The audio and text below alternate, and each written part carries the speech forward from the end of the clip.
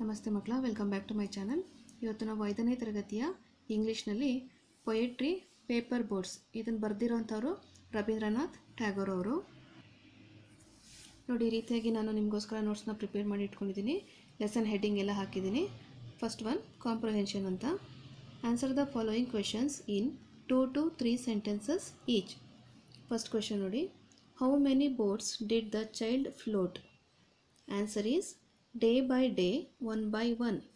Okay, next question nodi, why did the child write its name on the boat?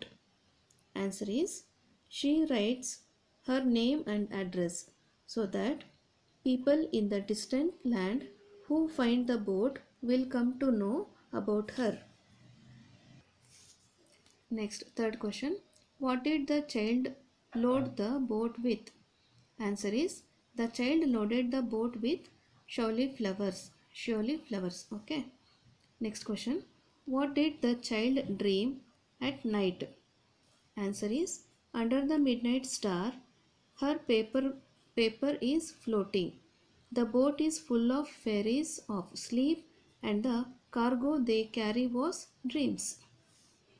Next, second heading nodi, pick out the words or phrases from the poem that mean the following. Text ಬುಕ್ಕಲ್ಲೇ ಬರೆದಿದ್ದೀನಿ ಮಕ್ಕಳ. ಇಲ್ಲಿ flowing water ಅಂದರೆ stream, STREAM stream. Flowers that blossom in the early morning. Answer is shiuli, SHIULI shiuli. Set the paper boats ಅಫ್ಲೋಟ್.